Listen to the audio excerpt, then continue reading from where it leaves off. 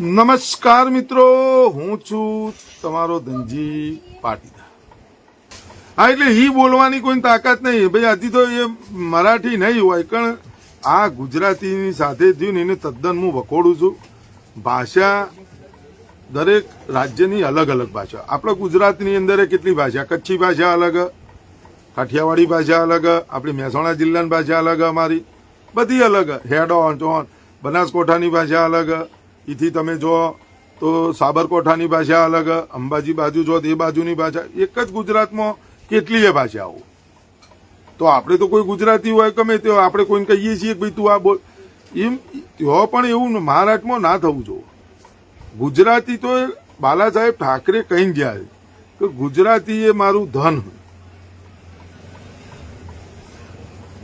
અને ગુજરાતી મારવાડી બધા અન્ય લોકો થી આ ચાલતું મહારાષ્ટ્ર. બધા અલગ અલગ ભાષાનો ઉપયોગ કરતા હોય. તમે કન્નડ ભાષાએ બોલો, મલયાલમ બોલો, હિન્દી બોલો, આ બોલો, પંજાબી બોલો. કોઈ પંજાબમાં જાય તો કોઈ એમ કોઈ પંજાબી બોલ તો ચાલશે. એ ખોટી વાત. લવારો હોય એક જાતનો વૈકણ. ખરેખર એ લોકો આવે ને તો એમને ગુજરાતી પ્યોર ન બોલે ને, મહેસાણા જિલ્લાની ભાષા ત્યાં સુધી એમને પરમિશન ન લાય. પ્યોર મહેસાણી બોલ. આમાં મોદી મહેસાણા જિલ્લાના વડાપ્રધાન વસુલીભાઈ ચોના કયા જિલ્લામાં આવ્યું. વસુલીભાઈ તો ફેશનમાં થોડું બોલते પ્યોર એક ગાન બે કટકા.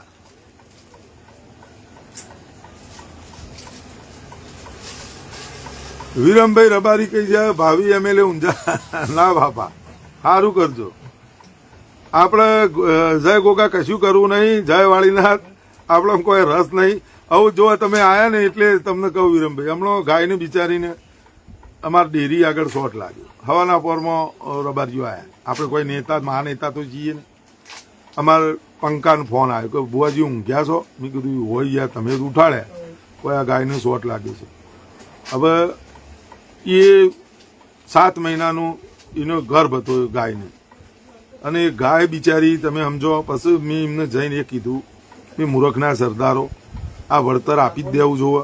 જીબી વાળો એનું કારણ કહું, આ જગ્યાએ તમે પોતે ફોલ્ટ કરી અને કોઈ જીબીના માણસો અંદર જ્યાં હોય તો તમે સમજી લો કે મૂંગા પ્રાણીની મોય ગાય માતાને અદમચેતી થઈ પહેલાંનું વિચારી લીધું ને પોતે એના અંદર એનો 7 મહિનાનો ગર્ભ હતો, અને ગાય ચોટીને એને પોતાનો પ્રાણ આપી દીધો અને તમારો પ્રાણ બચાય. હવે એના માલિકને તો જે એ ગાય કોઈ મફત તો આવવાનો, એ એને ખર્ચો આપી દો અને પોલીસ સ્ટેશનથી કહી અને એમને બોલાવીને પંચનામુને કરાવી અને બધું કાર્યવાહી કરાવી હતી. અડા નતા દેતા. બોલો તમે વિચાર કરો. આ લોકો 7 રૂપિયા 7.5 8 રૂપિયા યુનિટ ઠોક તોય અડા નતા દેતા. બોલો વિચાર કરો. ઈ મૂજી આવ્યો. એટલે આ બધા અંદર કોમેન્ટ લખે ને એમને ખાલી આવીને પૂછો કે ધનજીભાઈ કોમમાં આવે કે નહીં આવતા.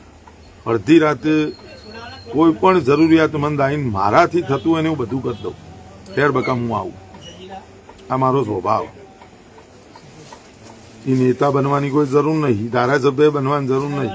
બસ ખાલી રૂતબો છે ને એ ઘણો થઈ ગયો. નેચર છે એવું, જીવન એવું જીવીએ.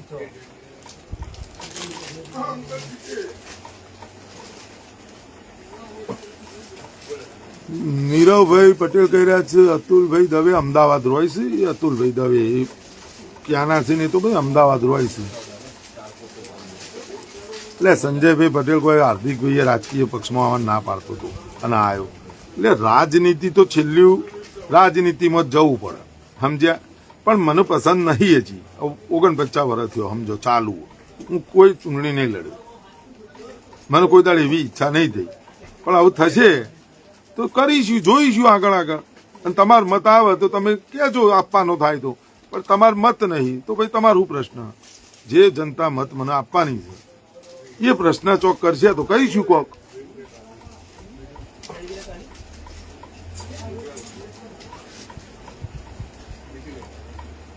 યુસુફ ચોપડા, ધનજીભાઈ આવતા રહેજો. ગણપતભાઈ વી ચૌધરી, વરસાદ કેવો છે? વરસાદ થોડો વાવણી લાયક તો થઈ ગયો, પણ આજ થોડો સારો પડ્યો. એટલે એટલો બધો જોરદાર નહીં. ના ના, એ આપણે એવા શબ્દોનો ઉપયોગ ના કરો. નીરવ પટેલ એ જે હોય. અતુલભાઈ તો શું ફરક પડે? હા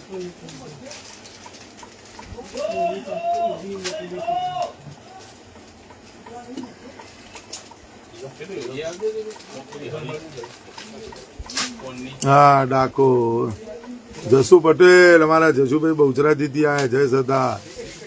પ્રવીણભાઈ વિશોલ, અમારો મત છે. હા, તમારો મત હોય તો અમે બોલી શકો. ના ના, ઝાલા ધર્મેન્દ્ર કહે છે આ વખત લડો, જોઈએ જોઈએ, બધું સમય બધું થશે. આપણી વિચારધારા છે, આપણો મુદ્દા છે, એ લડીશું અને આવતા રહીશું. મને તો જો, હું તો લોજિક વાળો માણસ છું. લોજિક બંધ બેસતું મને ગમે ને કે આ વસ્તુ આમ જ છે. પછી ગમે તે વ્યક્તિ હોય ને તો હું એમ કહી દઉં ભાઈ તું લોજિક ખોટું, અને આમાં આપણે ફસાઈ જઈશું. હું ન જઉં, હું જવાય ન દઉં. મારા જેટલા સમર્થક મિત્રો રહ્યા એમને હું કહું છું કે ભાઈ ચેતજો. આપણે 160 લાવીએ. કાલ સવારે આમ આદમી પાર્ટી પાસે 2 વર્ષ ગુજરાતની અંદર હજી 27 આવતા આવતા. કોંગ્રેસને મૂકી દો, એમને જે કરવું છે એ કરશે. આમ આદમી પાર્ટી પાસે સમય છે. વિસાવદરની જનતા એમને મત આપીને ગોપાલભાઈ જીતાડ્યા. ગોપાલભાઈ ધારાસભ્ય બનવું તું બની ગયા. વિરોધ પક્ષ અંદર વિધાનસભામાં બોલે ના બોલે એ કોઈ ફરક ના પડે. એ આપણને ખબર પડે. ગોપાલભાઈ ગમે જેટલા ધમ પસાડા કરે તો એનાથી કોઈ ફરક નહીં પડતો. પણ એ જેટલું બોલવા મળે, શું મળે, એવી બધી થોડી તો સમજણ પડે આપણો. એટલે એ કોઈ વિરોધ જેટલો થતો છે એટલો જ થશે. બરોબર. પછી આપણે, હું અત્યારે ધારાસભ્ય નહીં, અને અત્યારે હું ગમે તે બોલી શકું. ધારાસભ્ય બન્યા બાદ બંધારણ મુજબ હું વધારાનું આહેલ ફેલ ન બોલીશ. સમજ્યા તમે મારી વાતને? બીજા નંબર, હું કાલ સવારે કોઈ પાર્ટી જોઈન્ટ કરું તો એ પણ હું ન બોલી શકું. પાર્ટી તરત એમ કે ભાઈ તમને પાર્ટીમાંથી સસ્પેન્ડ કર્યા છે, તમારો નિવેદનથી પાર્ટીને થોડી તકલીફ પડે છે, આ પડે છે, આ પાર્ટીના પ્રોટોકોલમાં નથી. એટલે તો મેઇન તો હું કોઈ પાર્ટી જોઈન્ટ નહીં કરતો કે આપણા ઉપર કોઈ પ્રોટોકોલ ન જોવું. આપણને જે ગમે એ બોલવાનું અને ભોગવવાનું એ આપણે, બોલવાનું એ આપણે. આપણા ઉપર કોઈ પ્રોટોકોલ નહીં. બોલવું હોય ત્યારે બોલવાનું, નહીં બોલવું ત્યારે નહીં બોલવું. વાત મારી આઈને ઊભી રહી છે. 2027 આવતા આવતા ઘણો સમય છે. 156 સીટોમાંથી ભાજપની, આમ આદમી પાર્ટી કે કોંગ્રેસ ઓછી કરીએ ક્યાં? બરાબર. બેમાંથી 156 માંથી ઓછી થઈ અને 106 લાયા. હું કહું 10 સીટો ઓછી કરી, 20 સીટો ઓછી કરી તો ભાજપની જ તોડી કહેવાય ને. જેને તોડી હોય ને, પછી કોંગ્રેસ તોડે આમ આદમી પાર્ટી. અને એમાં આમ આદમી પાર્ટી સમજો વધારે લઈ જશે તો આપણને દેખાશે, ગુજરાતની જનતાને દેખાશે. તો હું પોતે વિચારવા માટે મજબૂર થઈ ગયો તો સાલી ના, પાર્ટી મજબૂત અને આપણે ખોટા પડે. પણ 156ની 57 થાય, કોંગ્રેસની એક ઓછી થઈ અને એક આમ આદમી પાર્ટીની વધી તો શું કહેવાનું? તો હું સાચો ખોટું? મારી લડાઈ આ છે. એટલે એમને 160 થઈ જાય. કોંગ્રેસની 12 છે, અત્યારે 12 વધ્યા છે. 12માંથી બીજા 5 ઓછા થયા. આમ આદમી પાર્ટીના અત્યારે ટોટલ 4 છે. એક ઉમેશભાઈ મકવાણા ગણો તો 5 છે. તો એ 5માંથી પાછા બીજા 4 વધ્યા. આ કોંગ્રેસના ઓછા થયા અને આમ આદમી પાર્ટીના વધ્યા. મૂળ વિરોધ પક્ષ કેટલાનો થયો? તો 162 તો હાલ ભાજપ થાય છે. 161 તો 162 તો એનાથી ફરક શું પડે?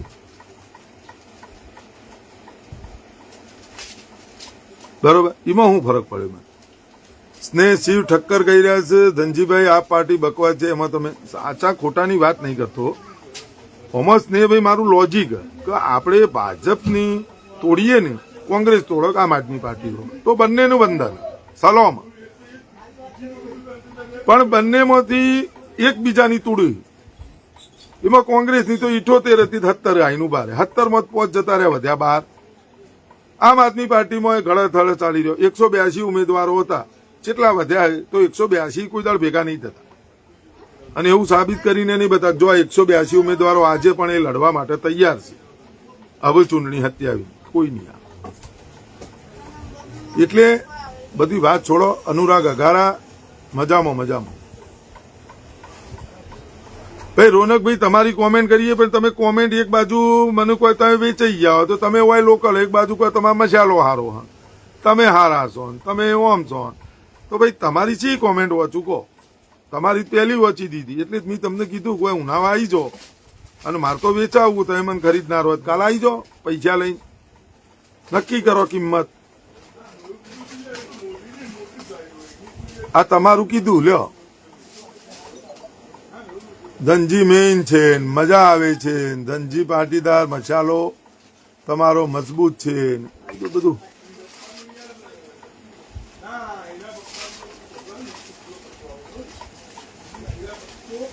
વિજયભાઈ ગાંધી ક્યાં છે કે હવે તૂટશે? તો વિજયભાઈ હું તો એવી ઈચ્છા રાખું ને વિજયભાઈ, હું તો ઈચ્છા તમે આપણે શું ઈચ્છા રાખીએ કહો?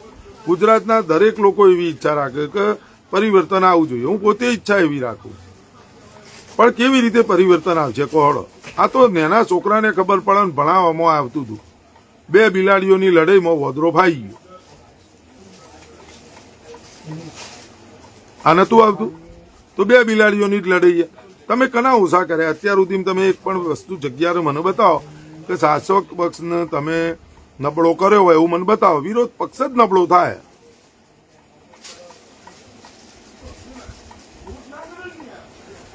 જયંતિભાઈ મેતાલિયા કહે છે કોંગ્રેસને જાગવાનું છે. જયંતિભાઈ વાત સાચી છે, જાગવાનું હ, પણ તમે સમજો કોઈ પણ વસ્તુનું તરત રિએક્શન ના આવે. આ તો રાહુલ ગાંધી જ બોલી શકે.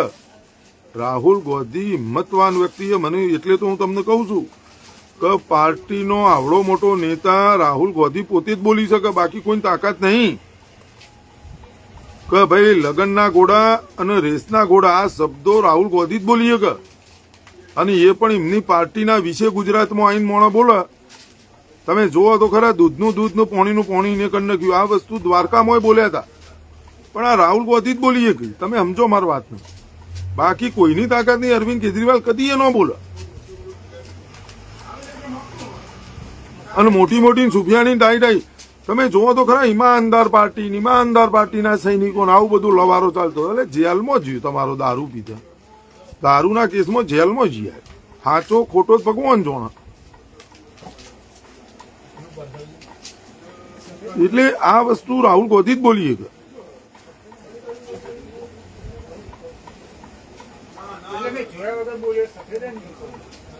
સ્વસ્તિક પટેલ પાટીદાર અમારા કહી રહ્યા છે સારા અને સાચા માણસને કોઈની બીક. આપણને તો ભાઈ કોઈ બીક જ નહીં. તમે મને આમંત્રણ આપો હો ઘોઘાના હવનનું, એ આવું શું નહીં આપતો? મારા સમય હોય એટલે હું આવું. આ વખત નહીં આવીએ છીએ. આપણો સ્વભાવ જ અલગ.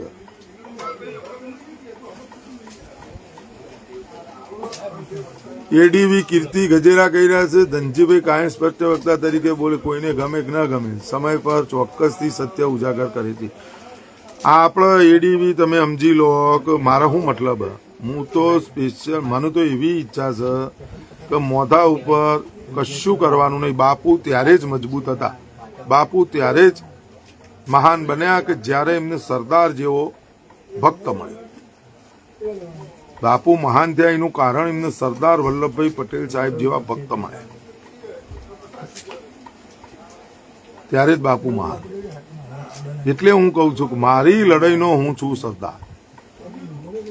આપણે બધાએ સરદાર બનવું પછી, અને સરદાર વગર સરકાર નથી.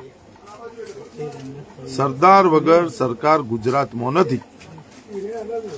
બાકી ગમે તેવા તમે મોંઘવારી, બેરોજગારી, ફલાણું ઢેકણું, આ તે ના લડાઈ લડો, કોઈ ફરક નહીં પડે. બધા મુદ્દાઓ લોકો વખોડી દે છે, એક મુદ્દાને કોઈ નહીં વખોડે. મોટેરા સ્ટેડિયમ, કરમસદને સ્વતંત્ર ધામ બનાવવામાં આવે અને સ્ટેચ્યુ ઓફ યુનિટીમાં જે શૌચાલય છે એને નાબૂદ કરવામાં આવે. બસ તમારે કોઈ બોલત કહેજો, એ કઈ ભાજપીઓ કોઈ નહીં બોલે. આમ આદમી પાર્ટી વાળોએ વિરોધ નહીં કરી, કારણ કે જેના ભાઈ સરદાર છે એ જ વિરોધ કરે. સરદાર ત્રણમાંથી એ કઈ ભાઈ નહીં યાર. સરદાર સન્માન સંકલ્પ આંદોલન સમિતિ પાસે જ સરદાર છે, બાકી કોઈ ભાઈ સરદાર નહીં. અને સરદાર સન્માન સંકલ્પ આંદોલન સમિતિની વિચારધારા સાથે સર્વ જ્ઞાતિના લોકો જોડાયેલા છે, એમના પાસે સરદાર છે, એ ગર્વથી બોલીએ.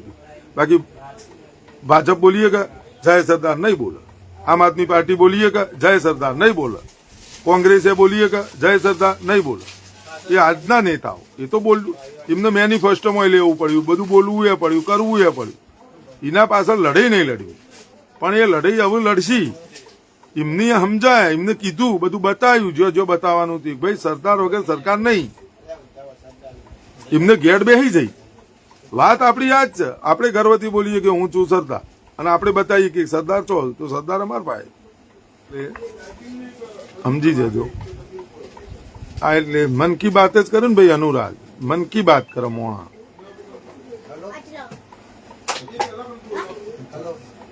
આપણે તો વસૂલીભાઈ જ કે જે મોણા પૈસા ઉઘરાવે, તમારા ભાઈથી હપ્તા ઉઘરાવતો હોય, એ તમને શું કહેવાય? વસૂલ કરે છે.